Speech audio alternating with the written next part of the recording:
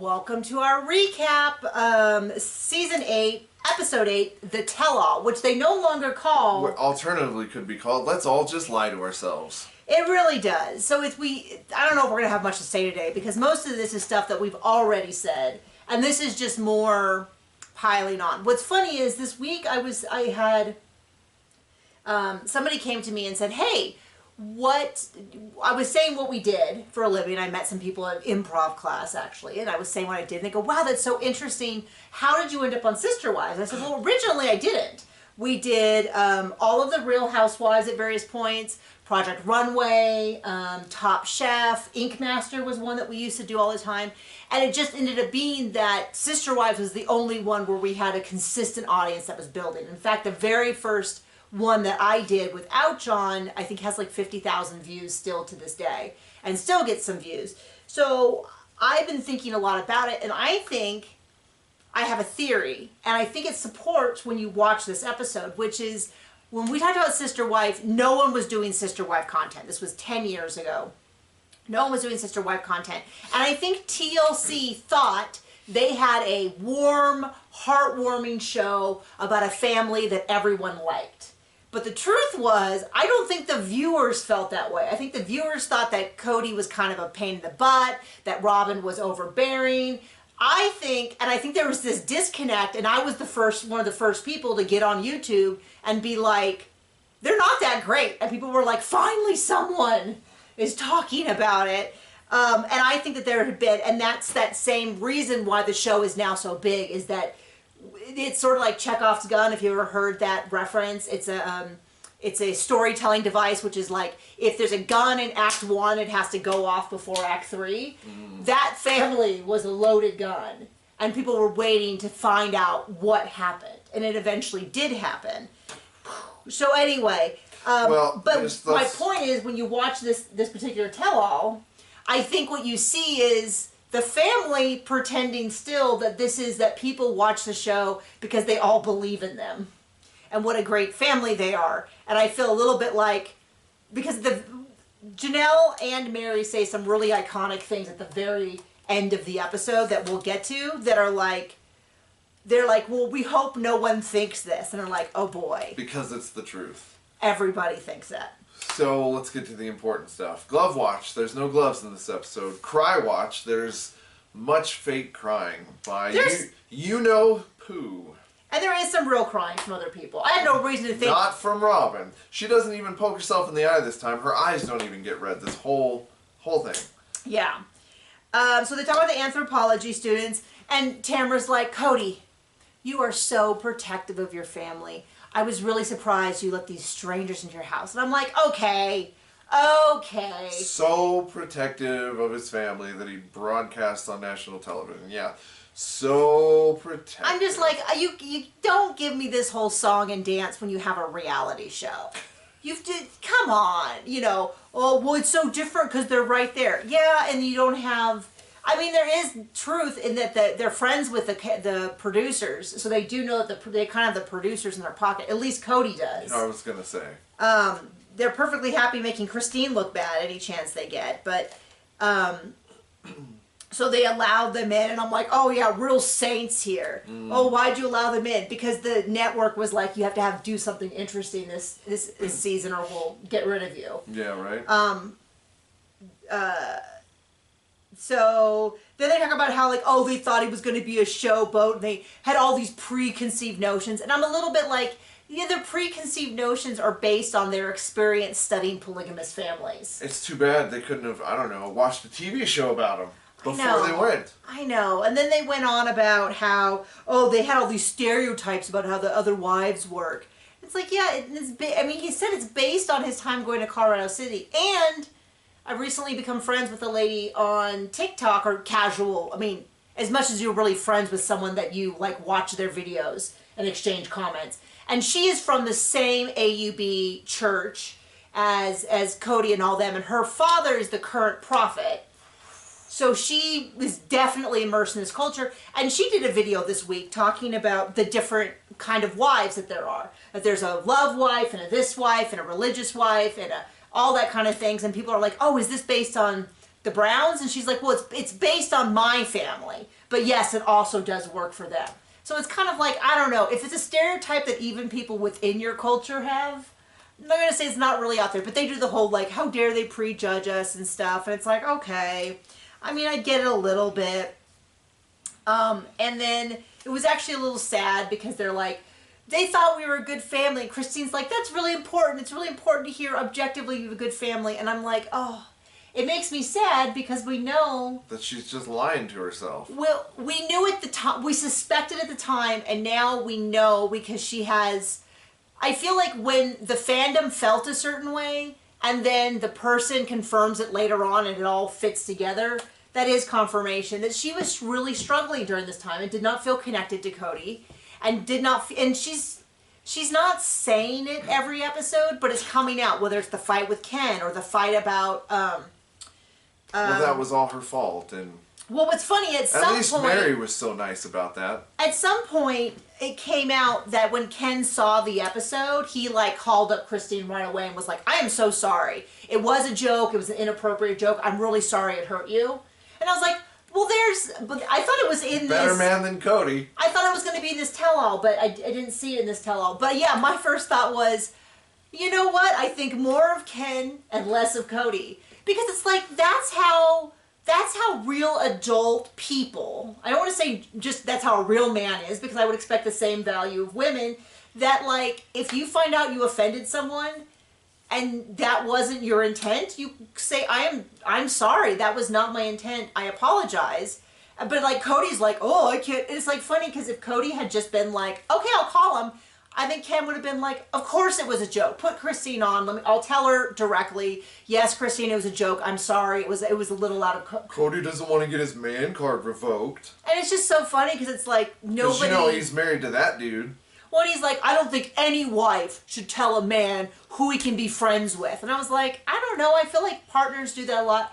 Now, there's times like if Ken was coming to him and saying, I think Christine's abusive. I don't know if this is healthy. That's a little different situation.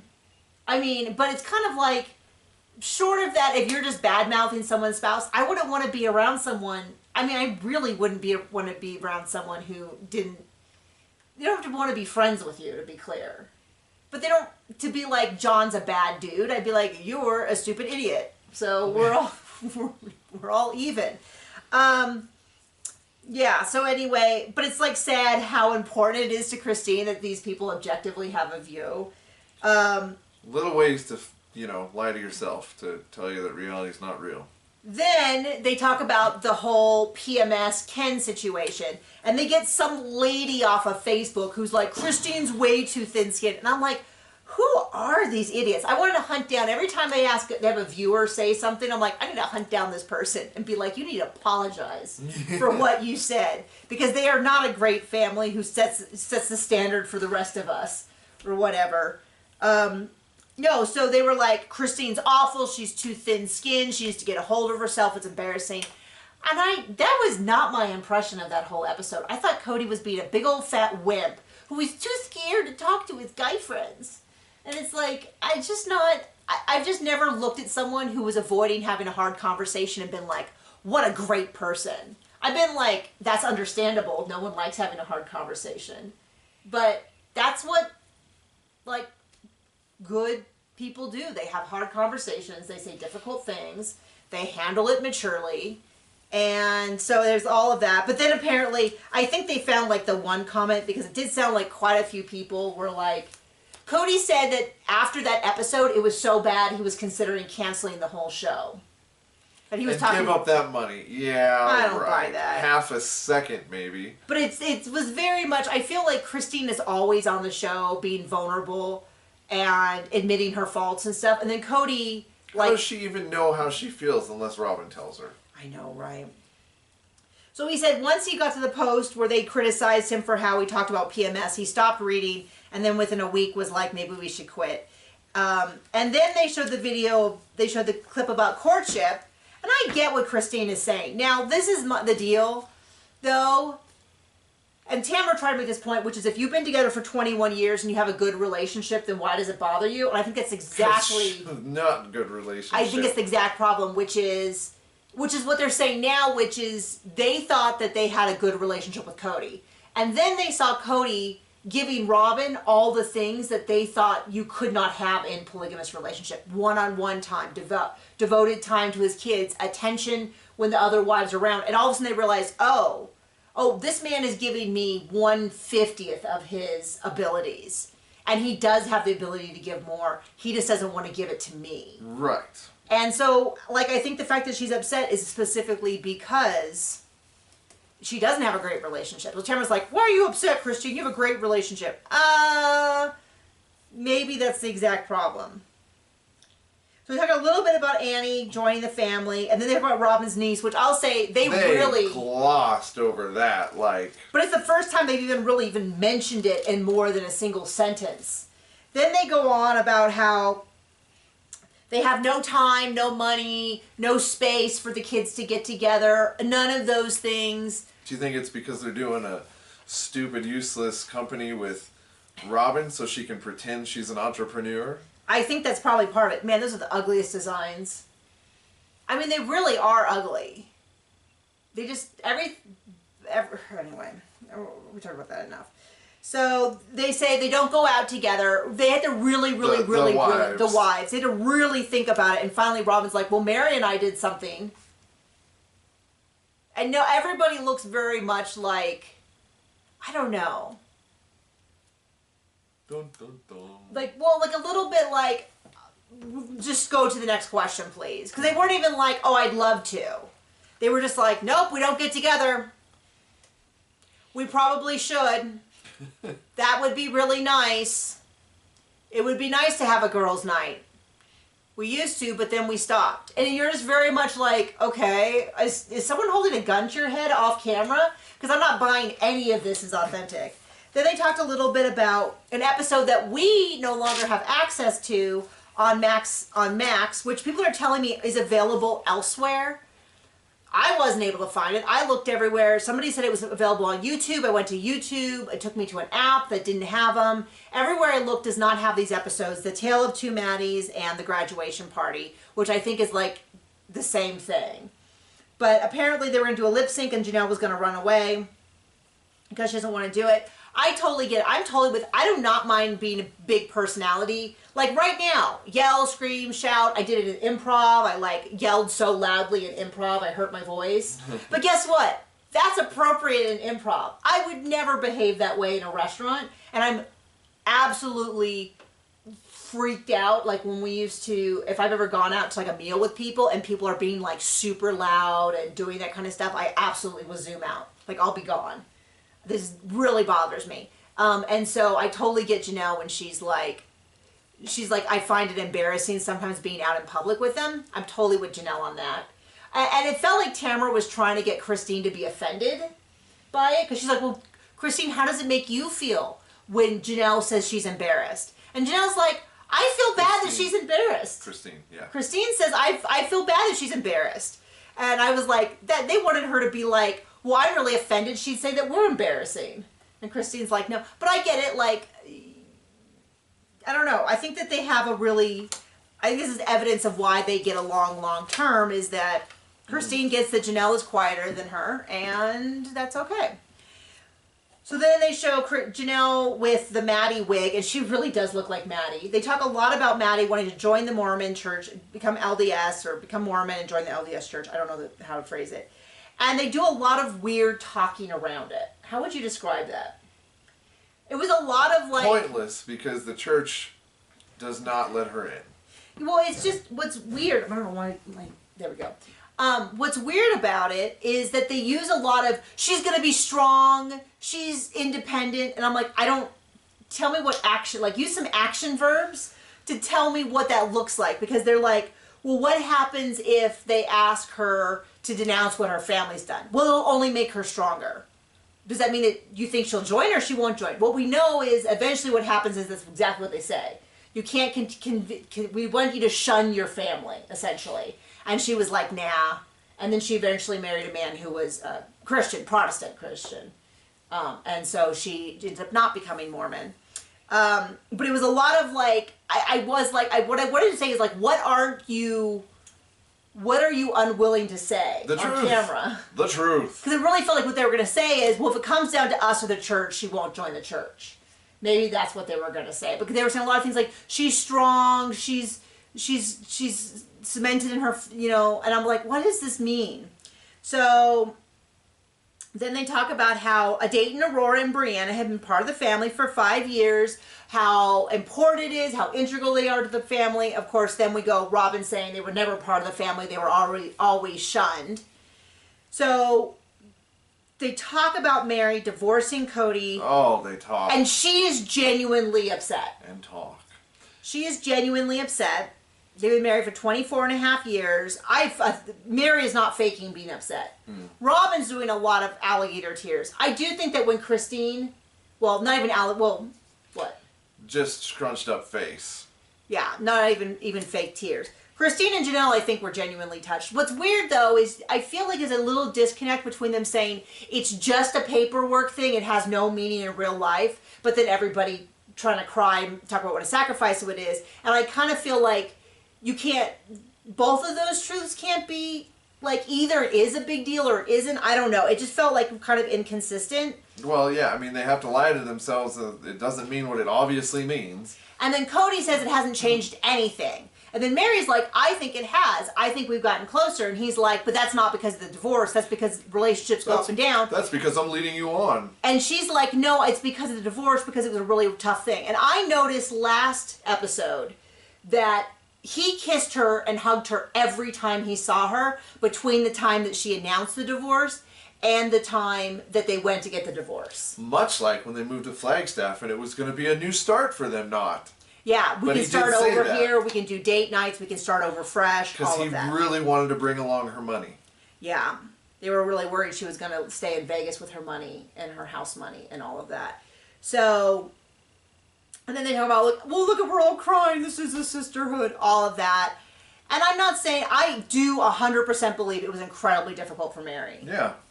But it bothered me that Cody was like, had absolutely no reaction whatsoever to it.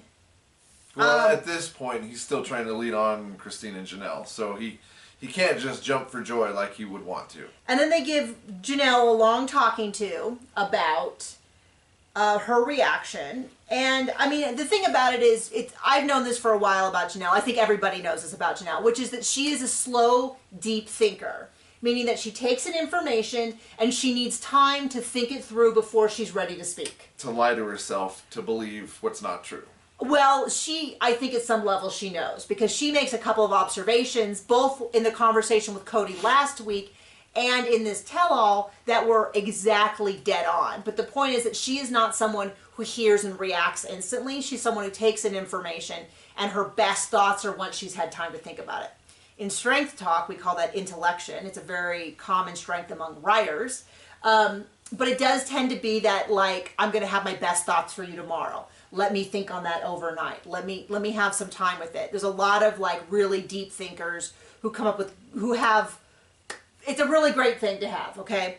But the idea is, she says that she worries that people will think that Robin was promoted above them. Now, here's my thing. She was already promoted above them. Yeah, I don't think... Now it's legal. My thing is that... Now there's a paper trail. I don't think the divorce and the remarriage changed the dynamic. It legalized an already changed dynamic. Like, she was already in this place, but now legally, she had these extra rights. And somebody did point out that might be part of the reason Cody wanted to get away from the cul-de-sac and to buy into something where his and Robin's name was on everything, was that he never again wanted to have a wife with a property that didn't have his name on it after Mary and the Catfish situation. Now, and also, by the way, when Janelle said that, Mary also countered, she worries that people will say that Cody and Robin pushed this on Mary, which I'll tell you what. Absolutely happened. People absolutely think. And here's my deal. I do not for a second believe that it is even possible that that this had not already been discussed at some point, at some level. Because when Mary said, I want a divorce and Cody can marry Robin so you can adopt, They already knew that that was required in order for adoption. They already knew the 3 steps that needed to be taken care of. Like, this was not a new idea that had never occurred to them.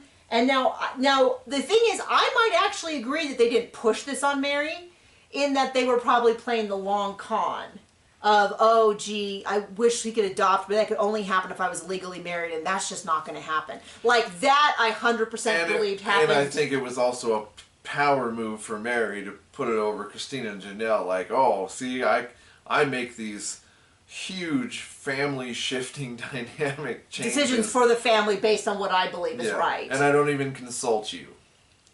But I don't, for the fact that Cody did not immediately reply, well, I don't know if that's going to even help us adopt. I need to go do some research.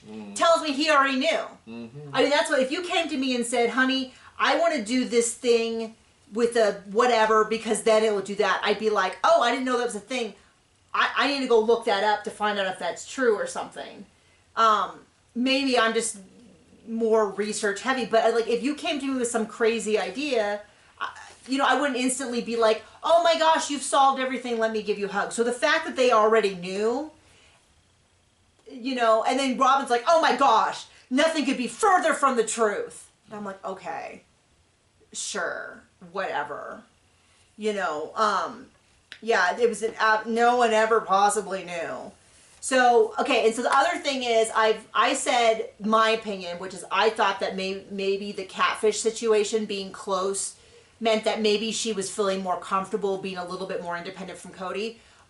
Somebody linked me some quotes from an article where she is claiming that she didn't meet this happened in the fall, and the following spring she met the Catfish for the first time. The problem with that, of course, is that we have to believe Mary. And Mary has not been very forthcoming about the Catfish. Now, I had a bunch of people get on me about something saying, why do you keep dredging this up? Why do you keep bringing it up? Has to be really embarrassing for Mary. And I'm sure it does, first off. Secondly, I actually don't blame Mary for much of the Catfish.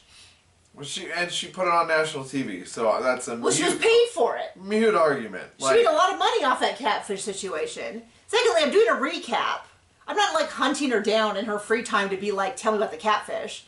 I'm doing the content.